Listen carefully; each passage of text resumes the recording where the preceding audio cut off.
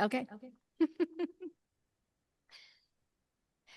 Greetings, everybody. And thank you for joining us for trouble. We are going to make some trouble or have some trouble. And you can hear that we've got a lag while our remote speaker is live. So I'm trying to speak slowly. And is it okay? Okay. All right. Let me give you the title, actually, since we have Johanna up instead of our title, which is Trouble and Recovery, Health in Margaret Fuller's Life and Society.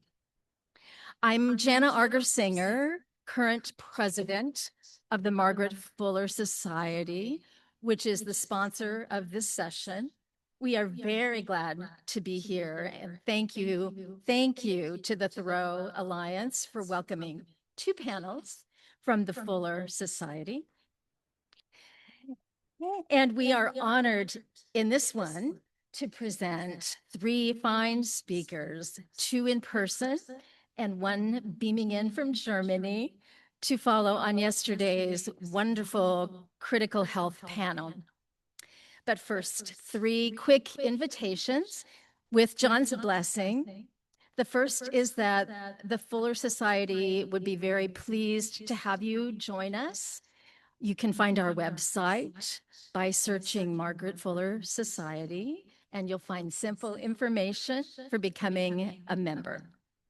Second, this is the second year for the Triennial Award our Committee for Racial Justice established, called Award for Teaching to Racial Justice with Margaret Fuller. The deadline for nominations and self-nominations is July 31st. So I have QR codes and also a few printouts so that you can get information. We would love to hear from you about the kind of work you're doing in racial justice teaching or other work that you know of. Lastly, I would like to tell you a little about an initiative sparked by our time of peril and resistance titled, I Will Teach It For You. Creator and board member Egan Dean calls it a mutual aid teaching exchange. The Fuller Society, in partnership with a growing coalition of groups that includes the Thoreau Alliance and the online community Transcendental Concord, Tammy Rose, who is the Chief Creative Officer of the latter, right over here, as well as a member of the Fuller Society Board. We've built a system to help cultural workers, teachers of all kinds, share and adopt texts that are being censored or threatened. We aim to grow a community that supports colleagues working under such restrictions, and we aim to keep texts in circulation. I live in Idaho, so this is very, very close to home for me, you know, the threat of banning. Also have a QR and some printouts about that as well. Please feel free to ask questions. So on to our panel. I am, given how the audio is going to work, I am going to introduce our first speaker, who is our remote speaker, and then wait and introduce the others just before they speak.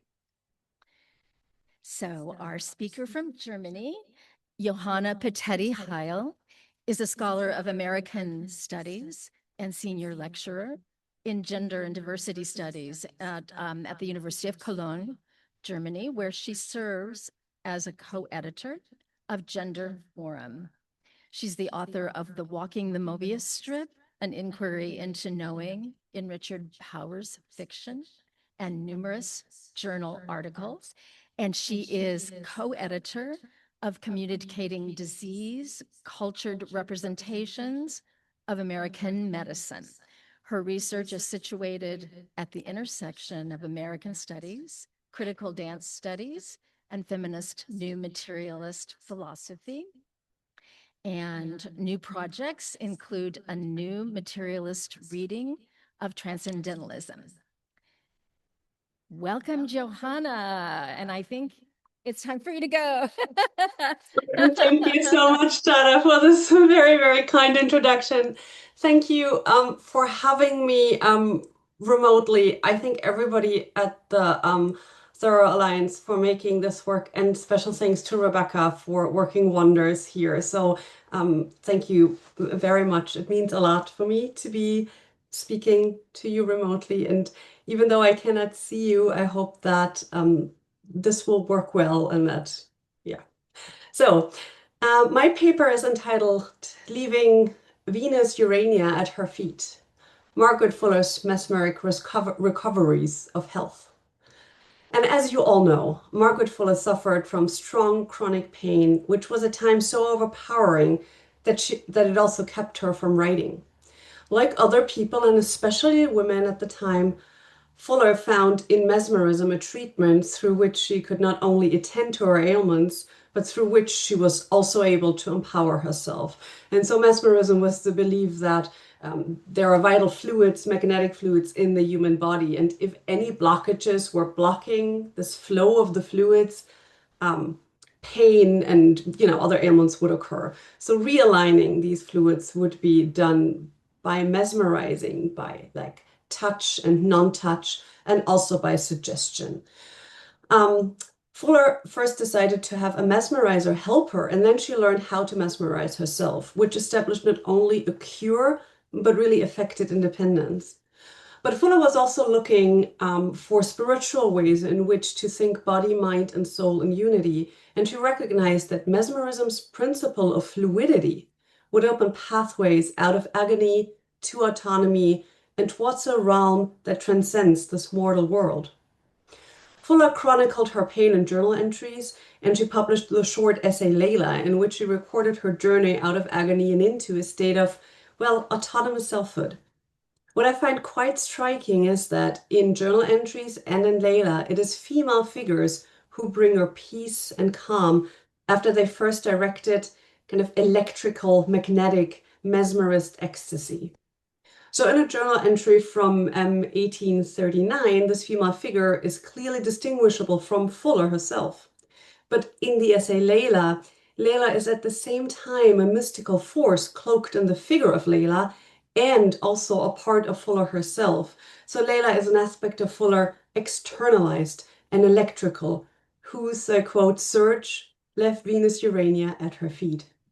Recovering Fuller's strength through acts of self-care directed at spiritual and physical well-being.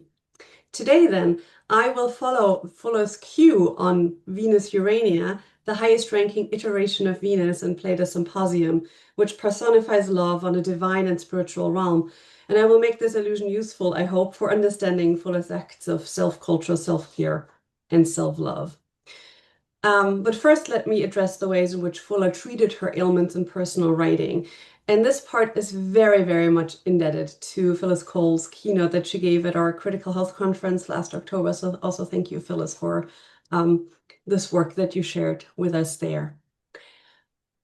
So in Fuller's private correspondence to friends, descriptions of various pains, especially of headaches and back pains, are numerous, and they're usually quite descriptive, speaking to the continuous presence of the affliction.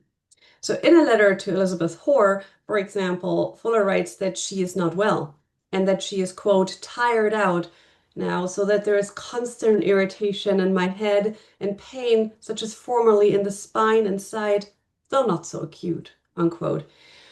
And she also experiences, quote, a languor on my spirits, so that the grasshopper is a burden. And though as each task comes, I borrow a readiness from its aspect, as I always do brightness for the moment from the face of a friend, yet as soon as the hour is past, I am quite exhausted, feel as if I could not go a step further, and the day as a whole has no joyous energy, unquote.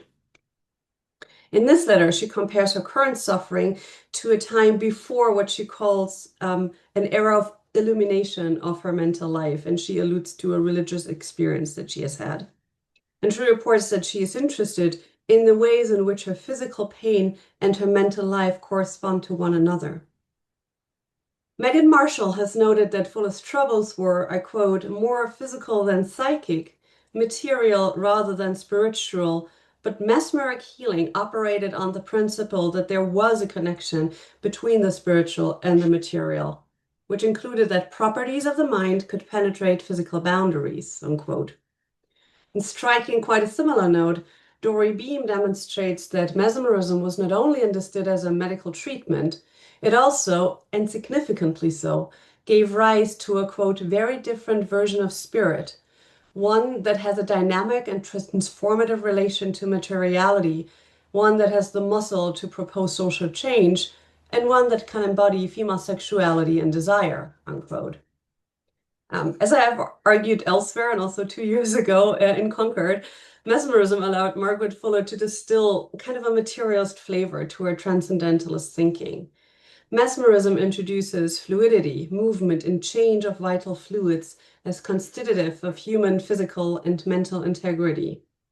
For Beam, it is this different version of spirit and the soul that, quote, arises as central to mid-19th century feminist visions for social change, unquote.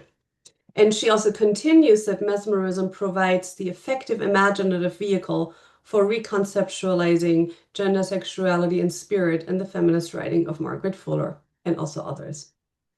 So in addition to such metaphysical and materialist questions regarding the body and the soul, Fuller experienced time again that pain keeps her from writing.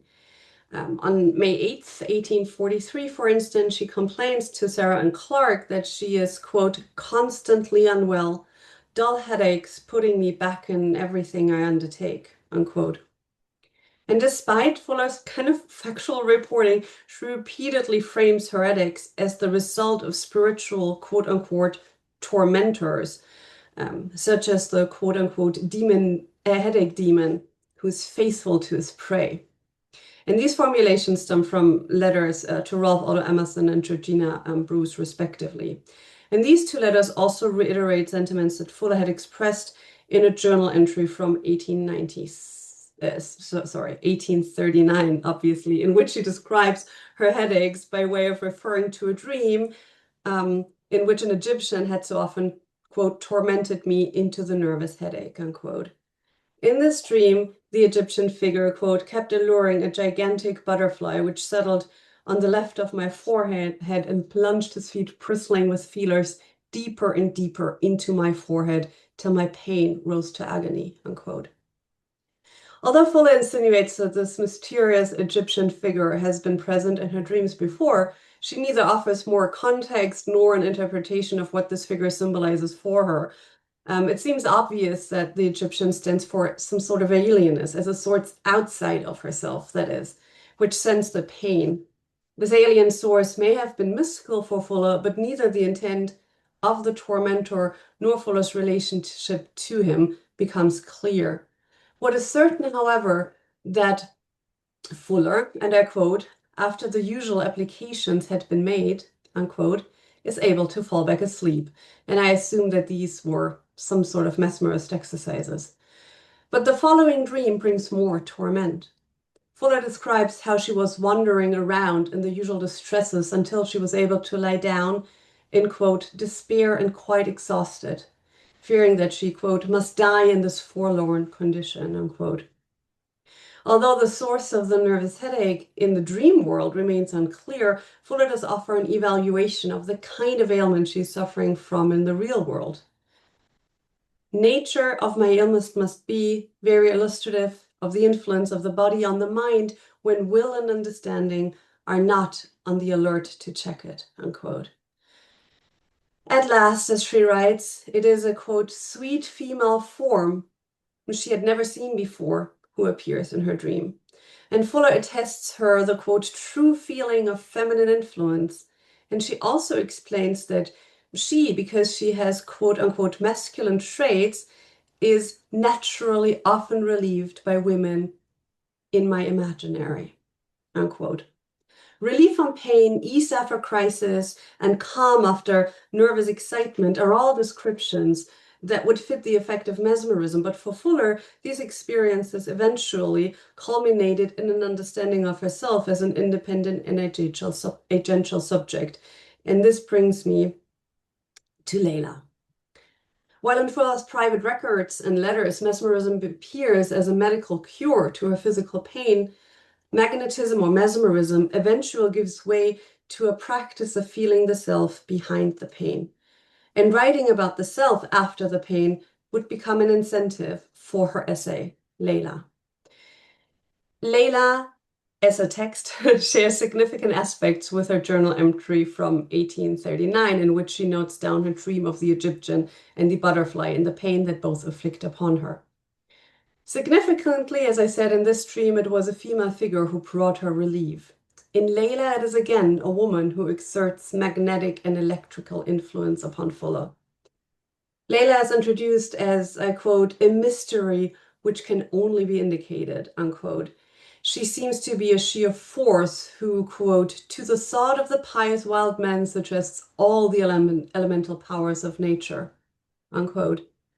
Unlike these men, Layla is not bound in sense, time, and thought. Instead, she is characterized by, quote, the overflow of the infinite, so that only the poet can bear to think of her.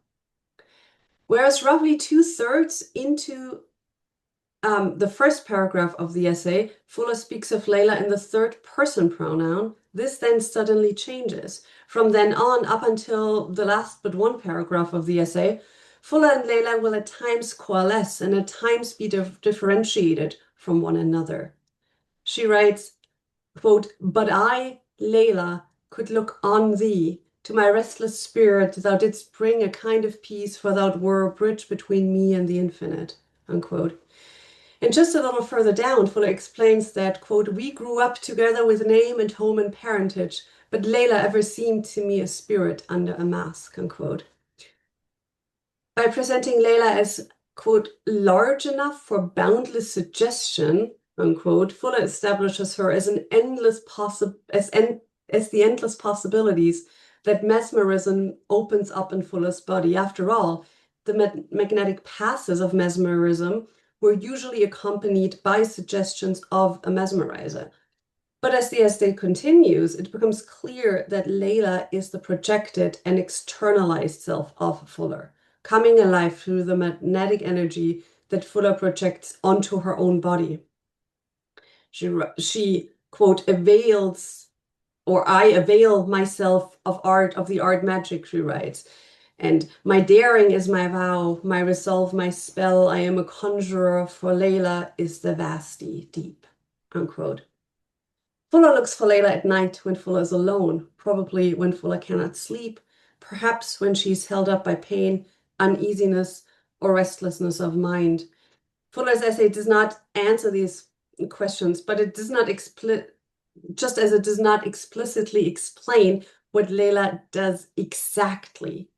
The essay only tells us that Layla has, quote, no care except to circulate as the vital fluid, unquote. But Fuller is quite adamant in recording the effect that Layla, who is also Fuller, instills in Fuller. I quote, breathless is my ecstasy as I pursue her in this region, and that is a lake in her dreams. It is so the condition of this ecstasy that it seems to die every moment, and even Layla has not force to die often. The electricity accumulates many days before the wild one comes, which leads to these sylph nights of tearful sweetness, unquote.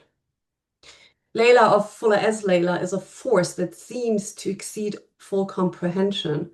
Fuller welcomes her as an ecstasy that leads to sweetness and calm, and Layla's arrival is heralded by an accumulation of electricity, and electricity in antebellum America became synonymous with animal magnetism.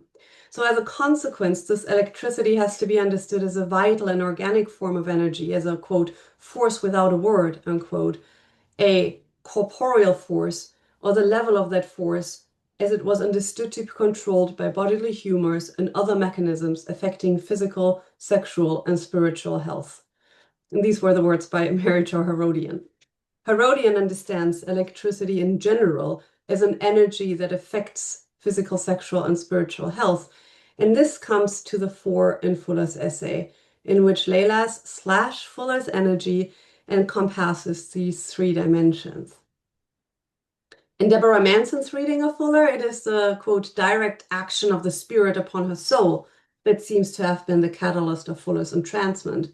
And it allowed her to feel that she was actively pursuing spirituality, unquote, which then in 1843 culminated in Fuller's ability to give herself up to experiences which often steep her in ideal passion. These were Fuller's words. Fuller becomes able to put herself in such an intensely electrical state of mind and body that she herself, slash Layla, can touch her in such a way that, quote, all became fluid and the prison walls grew into Eden, unquote. That is, the prison walls of her body no longer torment, but allow her to access a state of bliss. Now, Deborah Manson has addressed the kind of erotic state that resulted from Fuller visits to her mesmerizer, Theodore Ledger. And the essay Layla adds more such sensual layers to her experience with and through Layla, which allowed Fuller a sense of independence, which was satisfied by her own self-assured release, unquote. So in Layla then, Fuller speaks of Layla's unshrinking love, and she explains that, quote, each search left Venus Urania at her feet. From each abjured blame rose floods of solemn incense that strive in vain to waft her to the sky, unquote. Fuller here alludes to Plato's Symposium, which introduces Venus as, and I quote, a composite figure with threefold nature that corresponds to different aspects of love. So first in highest in rank is Venus Urania. And below her is Venus Genetrix. And so the difference is that Venus Urania, quote, created the angelic mind and all eternal forms, whereas Venus Genetrix is a generative impulse which created the universe in the forms. So here, idealism and materialism. The Neoplatonic commentator Marsilio Ficino assumes that, and I quote Morris Evans, that human love follows the pattern of divine, and the human soul has within itself the same two Venuses. The higher Venus is our desire to contemplate the divine beauty as it appears through the human. The lower is our desire to propagate the divine image through sexual love. Both these loves are noble and idealistic, but Urania is the elder, and at once the cause and object of all love, unquote. In Fuller's Layla, it seems that the older, nobler, and spiritual Venus Urania is thrown to her feet by the electrical whirlwind of Layla, and that Venus Urania is unable to part from her earthly counterpart. Since this happens through the application of mesmerism, I think that this suggests that mesmerism granted agency over physical ills and spiritual life for Margaret Fuller, and that the electricity of magnetism allows Fuller to experience corporeal and spiritual love, passion, and release simultaneously. Now, despite these kind of like sexual and orgasmic undertones in Layla, the essay does not propagate carnal release. This would be the realm of the third and lowest Venus, that of Venus vulgaris, who is love without any idealism, the simple animal instinct of lust. Fuller yearns to meet Layla on the radius of human nature, but Layla wonders whether one could, quote, be with any but God. Fuller's answer is, quote, only those who have known the one can know the two. And she suggests to, quote, pass out into nature, and she, that is Layla, will give us back to God, yet wiser and worthier than when clinging to this footstool, unquote. The agony that has brought Fuller from magnetic therapy to what Layla presents as self-mesmerism ultimately serves Fuller to connect first with her own body and second with the divine on a corporeal and spiritual level, which may be the divine and sexual in the sense of the Venus Urania and Venus Genetrix, in that they encompass noble aspects of the kind of self-love. But I think that the three roles of Venus that Fuller alludes to in Layla also offer a wider avenue for considering mesmerism within the tension of body and soul and mind, in which the experimental medical inquiries of the 19th century flourished. So concluding this reading of Layla and the journal entry from 1839, in which female figures ease Fuller's mind. Although the very real mesmerizer Theodore Ledger introduced Fuller to mesmerism and left strong impressions on her the two texts I selected present Fuller's particular affinity towards female figures and their healing energy. In her journal entry, the female figure remains unnamed and unidentified, but in Layla, the figure of Layla is an externalized and kind of idealized version of Fuller. Finding solace in another woman and in herself, I read Fuller's mesmerist practice as self-care and self-love, which unites a spiritual and transcendental dimension with the physical and corporeal aspect of illness, health, and well-being. Reading Fuller's journal entry and essay in this light underlines the fact that Fuller approached health and illness, or pain, from an individual, from a socio-cultural and feminist, and also an aesthetic angle. For Fuller, finding solace and relief in another woman, in other women, and in herself was a political act of well-being as much as it was a medical one. Thank you very much.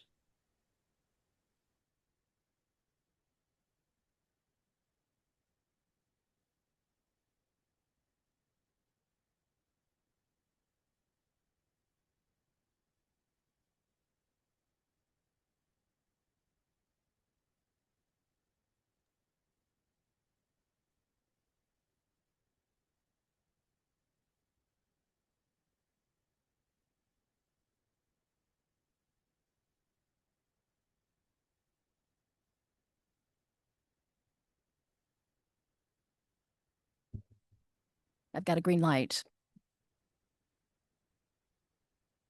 Can you hear me yet? Okay. Okay. Better? Nope. I don't hear myself either.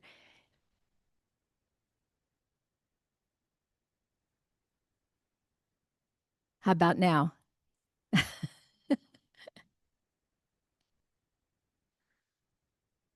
Now? Okay. Still, it doesn't sound like it. Okay. Why don't I go ahead and introduce Sarah and try to project so that you can hear about her? Can you hear me okay in the back? Okay. All right. And does this one work? Is there any? No. Does that one work? No. It's on. It's on. Okay. We've got a systemic problem. Okay. All right, so let me tell you about Sarah. Start over. Sarah Wider taught an Emersonian miscellany of courses at Colgate University for nearly 40 years.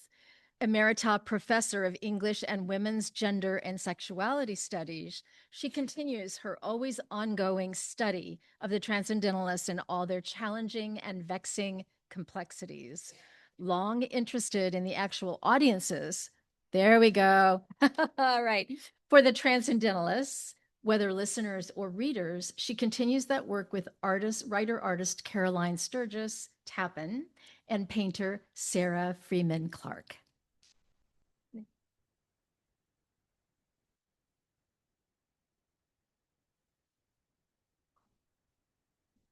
You will hear many of the interconnections across the days and certainly within our own panel, but again, continuing the gratitude and thanks to Bob Hudspeth's wonderful work and keeping that work alive and going with letters and how important they are in all of their significances of expression. And then a shout out to the walking panel this morning because you'll hear about walking. And so I invite us into this large conversation. Writing to Fuller scant months after their productive time together in Fishkill Landing, Carolyn Sturgis laments, have the headache all the time and cannot study much. Both Fuller and Sturgis lived with bodies that were often ill at ease in the 19th century. Each experienced varying intensities of head pain and tried different modalities for treatment. Best known are Fuller's visits to Mesmeric physician Theodore Leisure, and as Johanna has just told us about how mesmerism was such a powerful force for her. Sturgis herself was deeply interested in mesmerism, writing to Fuller, I wish your physician could tell me how I can magnetize. I feel as if I had a fire within me all the time. But in late spring 1845, there was no time. The constant headache was insistent, daily interfering with how Sturgis preferred to spend her days. Robert Wesselhoff's Hydropathic establishment had recently opened in Brattleboro. She would become one of the first clients when she arrived in early July. Fuller had just published her support for Wesselhoft and his approach to the water cure. Her Tribune article appeared on June 27, 1845, introducing his letter in which he described the history of the water cure in Europe, as Britt told us a little bit about this morning, and his own adaptation for the United States. Barely a month after the establishment opened, Fuller's article and Wesselhoff's letter formed part of the ongoing controversy then raging among physicians. In Boston, Oliver Wendell Holmes' devastating critique of homeopathy, of which hydropathy was included at the time, was one of the motivating factors in Wesselhoff's decision to leave the area. Fuller sided with Wesselhoff, characterizing the difference between allopathic and homeopathic approaches as a substantive difference in physician-patient relationship. Allopathy viewed the body as a broken machine needing to be fixed. Homeopathy listened and valued the patient's story. Fuller comments, Wesselhoff is one of the few physicians we have seen of sufficiently enlarged capacity to be a student of character in the patient, instead of treating him as a mere machine. What Fuller described, however, was not exactly Wesselhoff's view. In his letter, as well as in his subsequent marketing pamphlets, he emphasized the patient's obedience and also schooled patients in self-censorship. He reminded his patients that the doctor experienced considerable strain in his daily work. Thus, patients needed to curb their questions and complaints. Poor doctor. He dictated a daily routine that, although specifically tailored to each patient's situation, required rigorous obedience. It would take too long to detail the entire daily routine as he outlined it. Ask me later if you're curious. Suffice to say, it left little free time. To give you just a taste, patients were awakened at 4 a.m. and then wrapped tightly in water-drenched sheets. Once the patient had begun to sweat, they were advised to drink as much water as possible and then plunged into a cold bath. All this before breakfast. And breakfast was cold milk and cold bread. No hot foods, because that was debilitating. There were allowable variations, but the prescribed day offered the patient little choice. And so here is our conundrum. Fuller lauded the patient's agency and praised the physician's responsive listening. Wesselhoff emphasized strict adherence to the protocol he set for the patient and warned, be sure to obey them exactly. So how do we parse the disconnect between the agency Fuller praised and the obedience Wesselhoff advocated? I turn to Caroline Sturgis's reports from the water cure, letters to Fuller, to Emerson, and to Sturgis's sister Ellen, adding a distinct caveat. Expect no definitive answers. Sturgis was, as she described herself, a perpetual questioner. However, her letters certainly raised thought-provoking lines of inquiry. Before turning to those, I add a useful bit of contextualization for what else was happening in the summer of 1845. Emerson is preparing his address for Middlebury, describing it per usual as grave and cold. The Hawthorns cannot make rent at the old manse. On July 4th, Lowell factory worker turned organizer Sarah Bagley addresses a gathering of 2,000 people in Woburn. And closer to our reasons for being here at this moment, Thoreau takes up full-time residence in his freshly built house in Walden, at Walden. Was this Henry's version of water cure? Or to frame Sturgis's decision to go to Brattleboro in Thoreau's terms, did she use the hydropathic establishment to transact some private business? Or was she frittering her life away in detail? What kind of negotiation was possible between the two? Her letters form a puzzling response and raise the seemingly relentless power dynamics in what has become an endless tug of war between women's bodily autonomy and men's persistent and insistent control. When Sturgis arrived in Brattleboro, she expected to stay only a fortnight. She did not leave for 3 months. Judging by her letters to Emerson and to Fuller, her days were pleasant, defined by the kind of walking she most valued. Especially to Emerson, she vibrantly details the rugged terrain that rewarded each day. Here's a brief example. Quote, "We have ennobled, magical mornings here now. The mists roll up like silver fires, marking the length of the valleys. The mountain looms darkly above them, and every pine bough stands sternly forth against the floating light." She also delighted in friends, William Aspinwall and Anna Parsons in particular. The three even rented a chapel so they would have a room of their own for reading and studying. They did so, Sturgis tells Emerson, because evenings at the water cure were such, quote, mutilated things. For the most part, Sturgis's letters barely mention the daily demands set by the water cure. She was known to be a delinquent student, got kicked out of Dorothea Dix's school. Was this yet another example? Were you to read only her letters to Emerson, you would think that she was simply using the occasion for pursuing her own course of reading and her own delights in walking. A letter written early in her stay suggests how much distance she sought to maintain and how selectively she tried to engage the daily regimen of the water cure. Quote, "I have not gone very far in these amphibious ways. They would be pleasant if one could walk through streams and plunge into waterfalls, but a regular attendance half a dozen times a day I could not very well endure."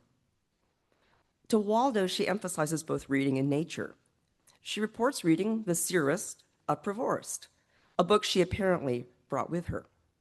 She asks Waldo to send additional books, in her words, something philosophical or poetical, but not sentimental. He initially sends Chaucer. He debates sending his edition of Schelling on freedom, but decides against it. He thinks it won't read well in that environment. And in all honesty, I am guessing that he distrusted Sturgis with his fine edition.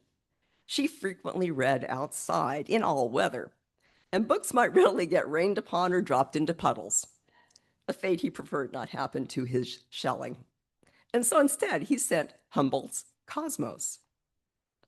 While there are 9 letters to Emerson across the course of her 3-month stay, there is only 1 letter to Fuller and only 1 letter to Sturgis's sister Ellen. To each woman, she wrote more readily about embodied experience. That said, her words to Fuller give little detail and are tinged with apology. Quote, "I am realizing all the miracles of the water cure.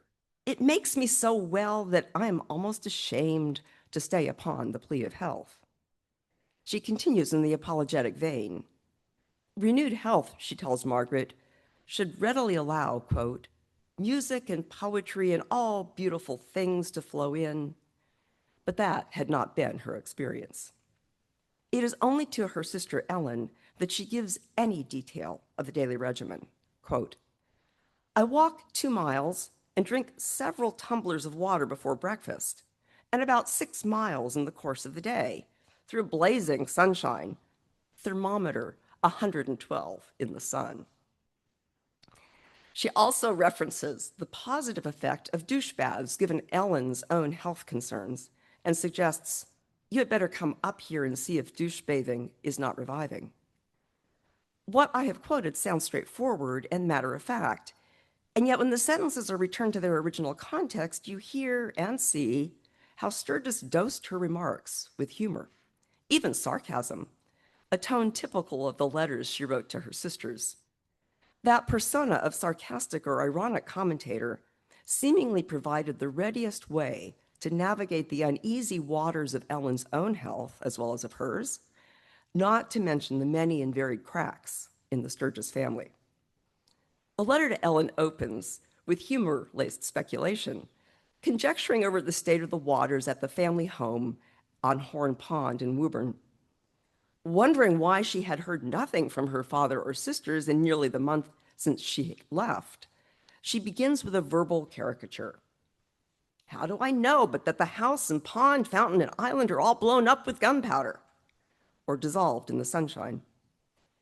She wonders whether the 7 children are still rushing about like meteors led astray, and continues this line of speculation with a wickedly delightful drawing of daily activities at Horn Pond. In her sketch, 3 men are sitting in 3 boats on the pond. Each wears a top hat. One is smoking a cigar. Several women are also in the same boats, minus top hats and cigars. The women in her caricature are the ones who are at the oars. They're doing the rowing. A couple of children have fallen overboard. She captions the drawing, an aquatic excursion. Only 2 children lost overboard. Best not to notice them.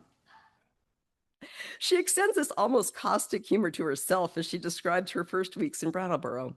Quote, "Nothing like an amphibious life for health, strength, and vivacity. It's 1,000 times better," she says, "than essence of fireflies." Capitalizing on how cold the Brattleboro waters were, a bracing 49 degrees in the summer, 44 in the winter, she writes, quote, "The cold baths have had exactly the effect I thought they would. That effect hints at an unrepresented distress nowhere else in the written record except here, in a cryptic reference to what the days at Horn Pond had actually been like for her. There were not just children falling overboard and men not pulling their weight, as we heard from her delightful caricature, and perhaps not entirely a fanciful caricature at that. Sturgis apparently had been experiencing some kind of hallucinatory state. She tells Ellen that she is, quote, "cooled down to such a degree that she no longer hallucinates houses on fire," and concludes the self-description with another humorously rendered glimpse. Offering her sister one of the water cure's seeming miracles, she tells her that she is, quote, "almost good-natured sometimes," which I certainly had never expected to be again. Within the humor, there is serious detail. "Without adornment," she comments, "my head seldom aches." There is also a concluding postscript, again humorously rendered, yet nonetheless alarming, especially given her sister Sue's suicide a few years later. Written as reassurance, it prickles with unease. Quote, "Tell Father, if he could know how much better I feel, he would be glad I came. Nothing else could have made me care whether I was dead or alive 3 days longer. Or rather, I should have cared the wrong way." To Ellen, she represents herself as an unexpectedly good student of the cure. The regimen works better for her than for many of her fellow patients who continue, in her words, to languish. There is no mention of reading or friendship as in her letters to Emerson. And when it comes to the beauty of the natural surroundings, there is sharp contrast. Although differences characterize her nature descriptions written to Emerson and to Fuller, those landscape renderings share a celebratory tone. In her letters to Emerson, it sounds as though she will never tire of the place's natural beauty. Quote, "innumerable walks in every direction." To Fuller, there is less exuberance. She elevates the natural environment she and Fuller shared at Fishkill Landing over her current location. But there is still rich description. Quote, "dells of almost a twilight darkness where streams break through the rocks and great trunks have fallen across them. Her painter's eye speaks through her words." But not to Ellen. She acknowledges that it is a beautiful place. "Wonderfully beautiful," she writes, "rides and walks that enchant in every direction," but ends her brief report on beauty with the stark comment, "I do not care much about that, for I am tired of scenery." Returning to that question of agency, was representation with its nuanced yet distinct differences one of the few possibilities open to her? Her written accounts are creatively and cannily crafted. They give the lie to her apology to Fuller that neither poetry nor music nor beauty had flowed in during her days at the water cure. At the same time, her representations certainly fall within the category of constrained agency. She did what she could with circumstances in which she had only a modicum of control. Granted, She had much more control than did most women of her time.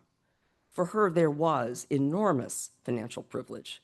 A wealthy father willing to underwrite months in Brattleboro at a cost that today would be in the thousands.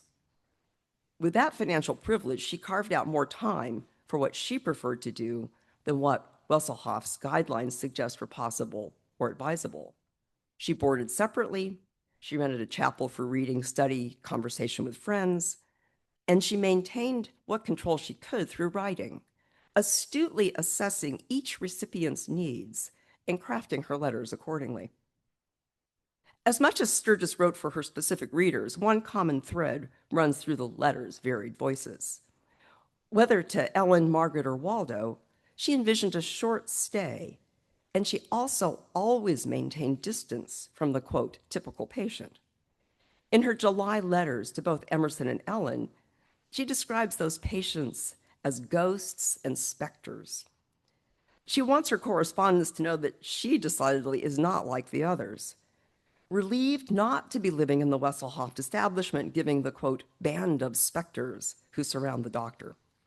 To Waldo, she comments, poor things. They look as if they had already been drowned in a deluge. And why they wish to save their lives, I cannot understand. Running to Ellen, she again separates herself from the other patients. The water cure, she notes, seems to be working for her. I believe the baths affect no one as they do me, for I greet a great many ghosts languishing around.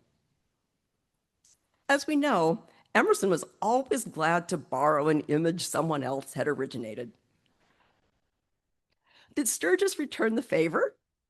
A few months earlier, the opening paragraph of Emerson's essay, Experience, reported, ghost-like we glide through nature and should not know our place again.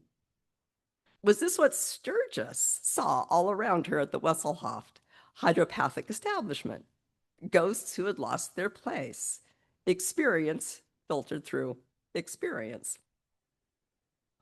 In her case, however, the experience was not her own, but what she observed in others.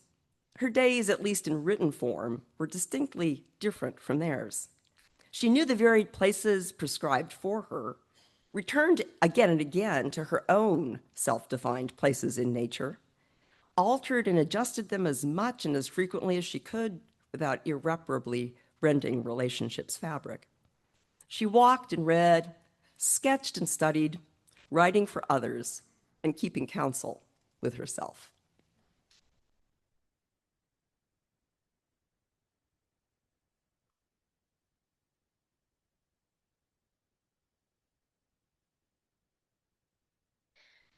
Our last speaker, Yoshiko is who is joining us from Tokyo, is professor of American Studies and Cultural Studies at Taisho University there, and currently serves on the advisory board of the Margaret Fuller Society. Her research centers on 19th century American women writers with particular emphasis on Fuller. She translated Women in the 19th Century into Japanese and has edited and contributed chapters on Fuller and other women writers to volumes on cultural representation, gender, and social transformation. Please welcome Yoshiko.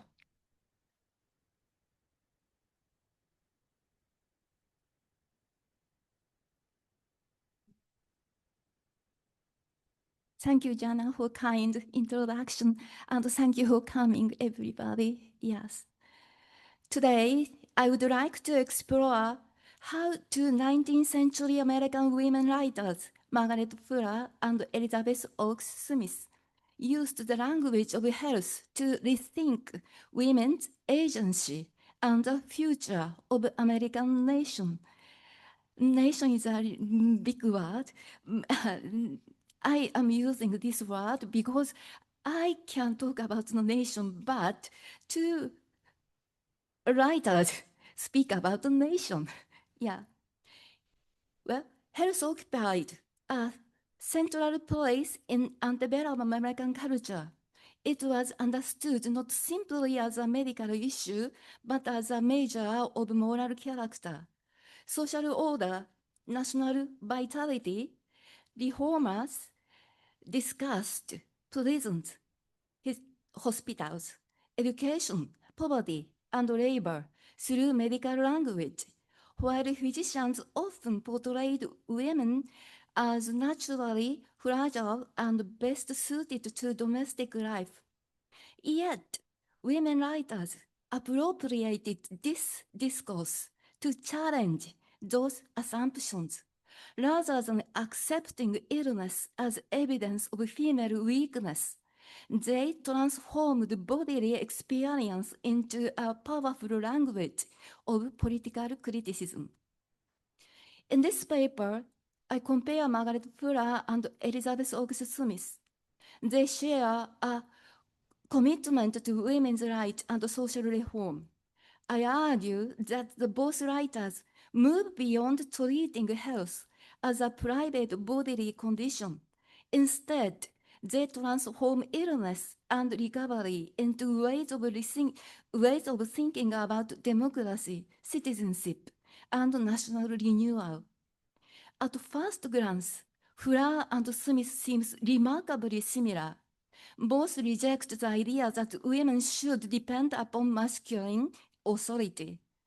Smith urged women to take women's view of things and to, quote, evolve their own thought, while Fuller insists that, quote, God has given her mind of her own. Both regard women's intellectual autonomy as essential to social reform. However, I argue that they imagine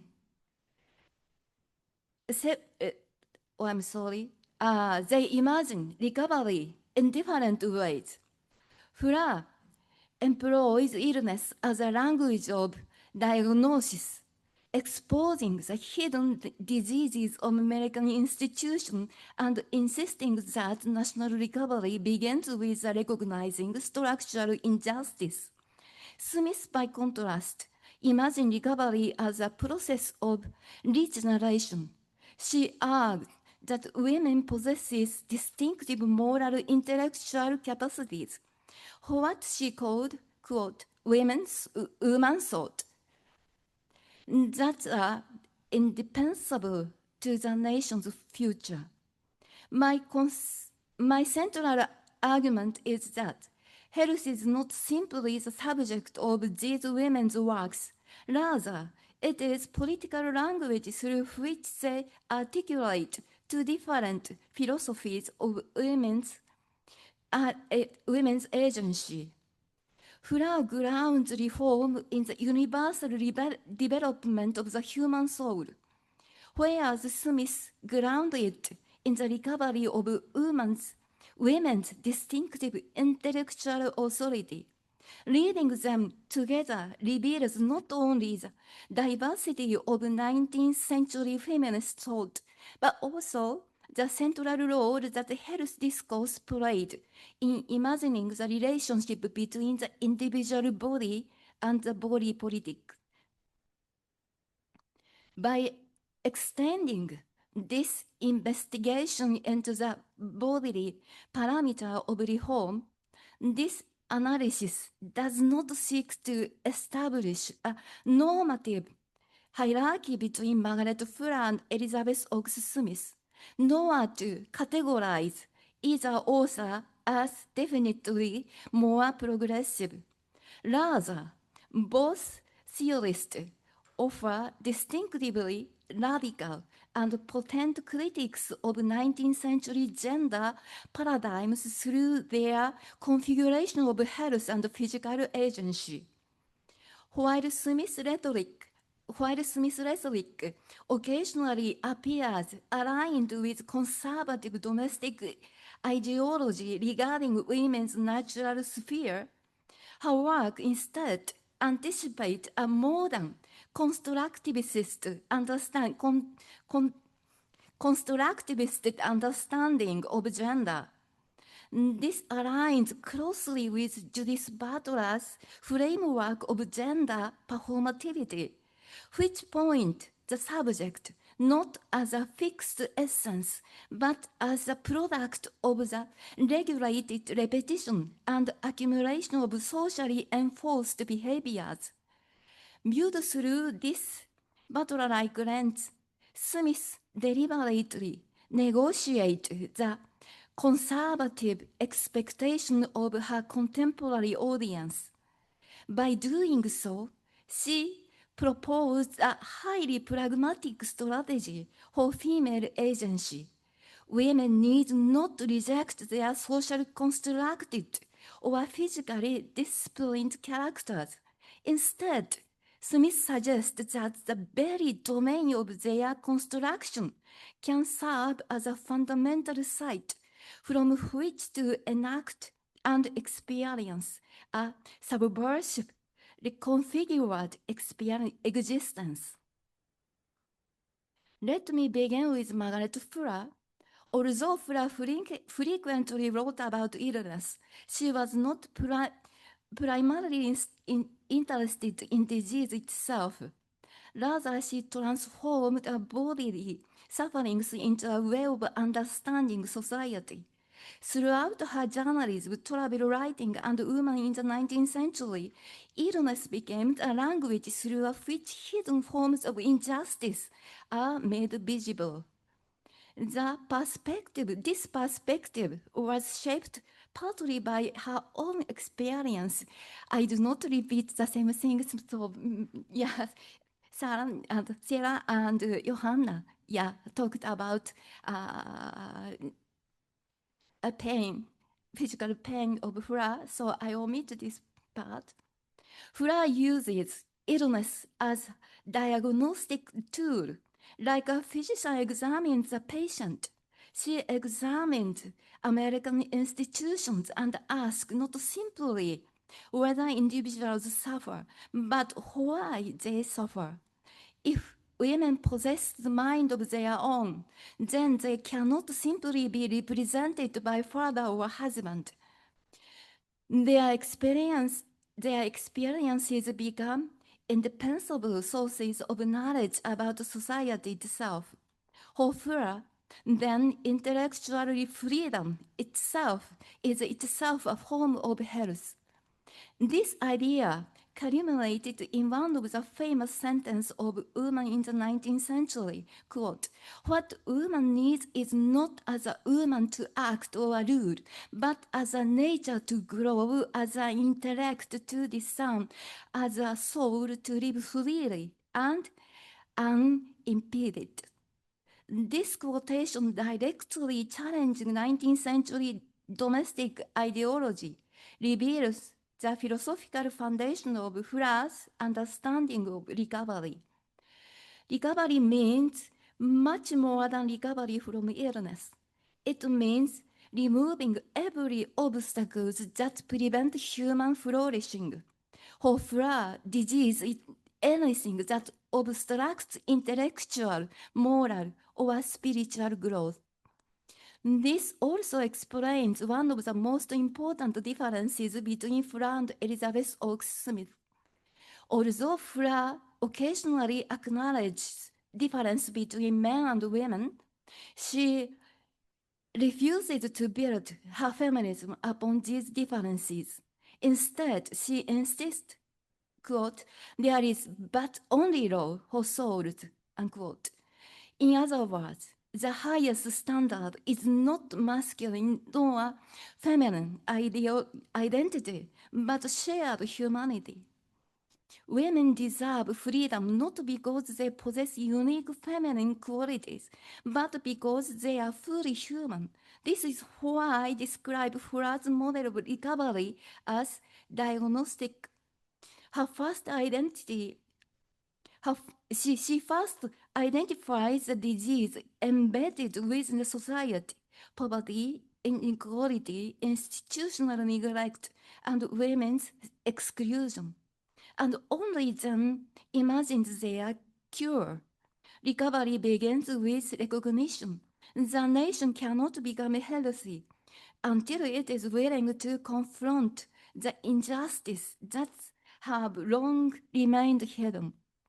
Elizabeth Oakes Smith began from the same concern with women's well-being, but she imagines recovery in a different way. If Fuller asks how we diagnose the disease of the society, Elizabeth Oaks Smith asked different question. How can society recover? Like Fuller, Smith rejects the belief that women are naturally weak or intellectually inferior. She also argued that women's suffering is socially produced rather than biologically determined. Yet she places much greater emphasis on education, moral development, and women's active participation in rebuilding society. For Smith, recovery begins not with institutions, but with women themselves. She argues that women have long been taught to see the world through masculine judgment rather than through their own experience. Therefore, before society can be transformed, women must recover confidence in their own way of thinking. In Woman and Her Needs, she writes, quote, "Let women learn to take women's view of things. Let her feel the needs of women's thought. Let her evolve her own thought. Recognize her own needs and judge of her own act by the best light of her own mind." I think this is one of the most important passages in the entire book. Notice that Smith is asking for something more than equal education. She is asking women to trust their own intellectual authority. Recovery begins with recovering the ability to think independently. Smith then explains why this recovery has become necessary. She observed, quote, "Men have written for us, thought for us, legislated for us." In one short sentence, she summarized centuries of women's exclusion from intellectual and political life. Laws, customs, and even ideas about femininity have largely been created by men. Women's first task, therefore, is not simply to enter public life, but to redefine it through their own experience. At this point, Smith began to move away from Fuller, whereas Fuller grounded equality in our common humanity. Smith argues that women contribute something distinctive to society. She declares, quote, "There is woman thought, a woman perception, woman institution, intuition, altogether different from the same things in the other sex." She even urged women to, quote, "recognize their unlikeness." This is the most important philosophical difference between the two writers. Fuller argues that there is, quote, "one law for souls." Smith argues that women possess a distinctive ways of understanding the whole world, understanding the world. Fuller emphasized our common humanity. Smith emphasized the value of women's differences. For Smith, these differences is not simply biological, it is historical and ethical, because women have long occupied positions of caregiving, sympathy, and domestic responsibility. They have developed forms of perception that society urgently needs. This is what she calls women's thought. Rather than excluding women from the public life, society should learn from their experiences. This helps explain why Smith consistently associates recovery with education, moral influence, and even nature. She also reinterprets domestic life. Instead of treating motherhood and caregiving as a sign of women's confinement, she represents them as a forms of public labor that sustains nation itself. At the same time, Smith recognized the burden this places upon women. Women are expected to heal others while receiving little support themselves. In this respect, her work anticipates modern discussion of emotional labor and unequal distribution of care. Smith summarized her vision in one powerful sentence, quote, the world needs action of women throughout its destinies. Unlike Fuller, who imagined recovery through liberation of every human soul, Smith imagined nation renewal through the recovery of women's distinctive moral and intellectual authority. For her, women do not simply participate in the nation's future, they help make that future possible. Smith declares the world needs action of women throughout its destinies. Fuller by contrast writes, quote, what women need is not as a woman to act or rule, but as nature to grow, as intellect to discern, and soul to live freely and unimpeded. Reading these writers together reveals the richness and diversity of 19th century American feminism.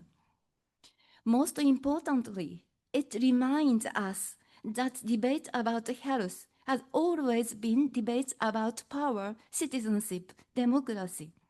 The troubled body and recovering nation are not simply parallel metaphors. They are deeply interconnected. Both Fuller and Smith ask us to recognize that society cannot become healthy while inequality remains embedded within the institutions. Their insight remains as relevant today as it was in the 19th century. There is a leaders everywhere that cause awkward discussion. Yeah, I feel this way, especially when I live in the country where revision to imperial house law are being debated, where reproductive rights of the empress and crown princesses are being made a political issue, and where efforts are still being made to reserve the main line of the emperor. Thank you very much.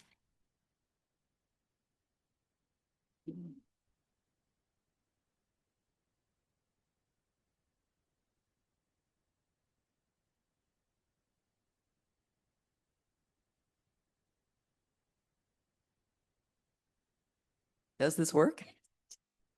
I'm hoping that we can claim a few minutes for questions. Yes. Shall I go ahead and do this? Okay. Thank you very much. 3 wonderful papers. Really enjoyed this. My question is for Sarah. You described a wide variety of factors, that went into Sturgis's cure. So some components were imposed on her. Some she was, as you say, she was lucky enough to be born into wealth and privilege. Some had to do with, friends that she was corresponding with, et cetera. And some had to do with just her own feeling about what she was going to do that was going to, that she trusted her own intuition like a good transcendentalist, right? So I guess my question basically is, of all these different factors, which do you think helped bring about her positive feeling about her outcome, if you had to maybe rank them somehow?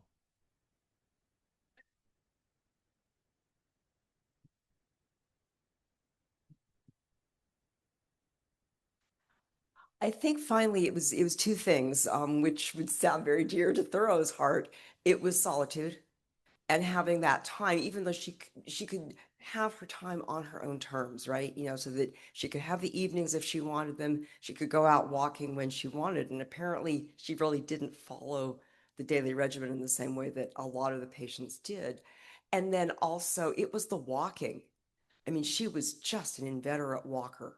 And, whether she also loved paddling her own canoe when she was in Curzon's Mill in Newburyport. She had her canoe right there, and she would just step out of where she was staying and go onto the Artichoke River. So it was really the time in nature. And when she was like a Cohasset, I mean, this was a person who loved being outdoors and spent as much time as she could. So I think it's solitude and walking. And what would Henry like more than that?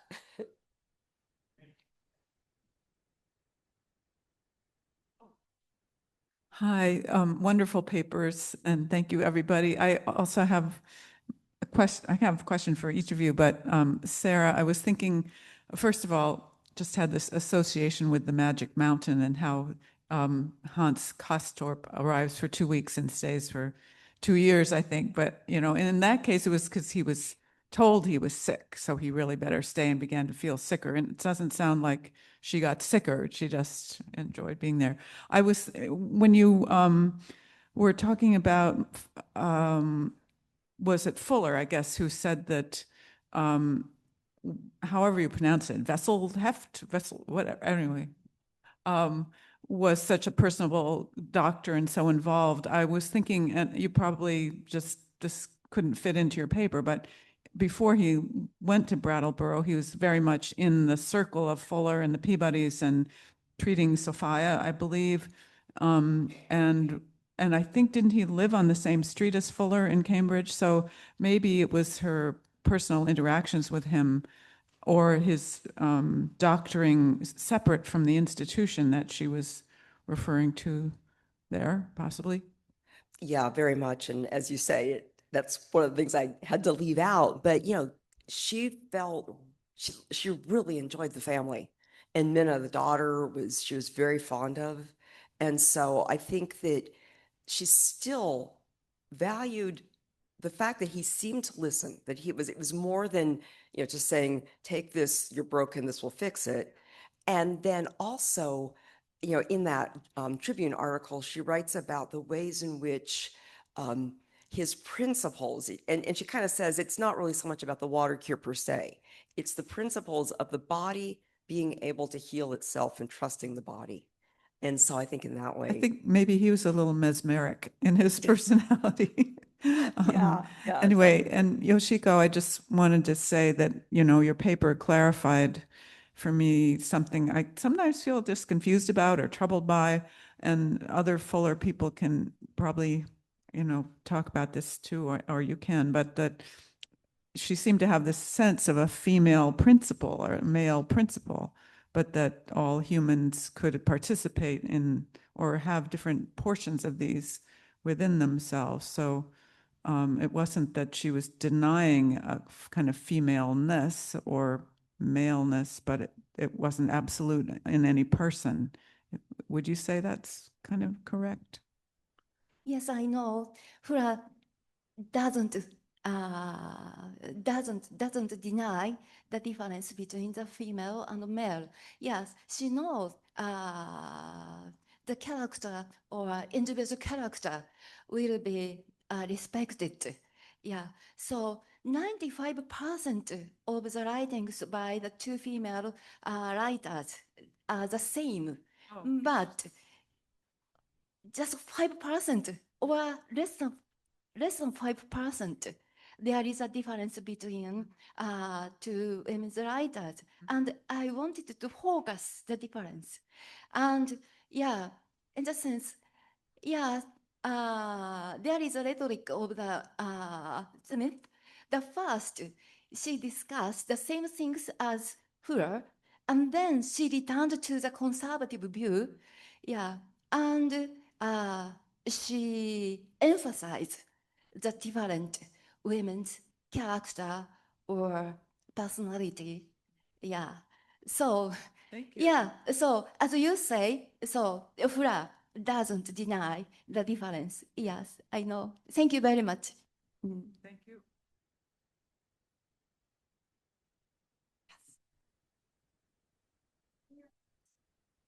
We have Johanna on Zoom. So you can Oh, okay. So we can ask questions.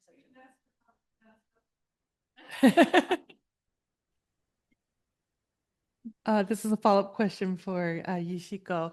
When you talk about that 5% difference, to what extent do you think that's explained by their different life stories? I'm wondering, because Margaret Fuller was single for most of her life and seemed to aspire to be part of a man's world, whereas I assume Elizabeth Oak Smith was married. Did she have children? And that's my question. I think there will be, I think there is a possibility they influenced by their own life. Yeah,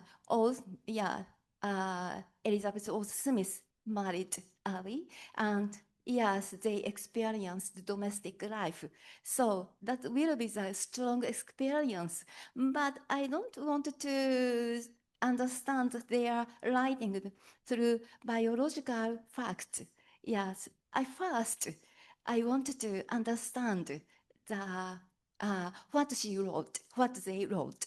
Yeah, so I will continue to study Fuller and Elizabeth Oak Smith and other female writers. And then I wanted to understand the full element of their life and writings and philosophy. Thank you.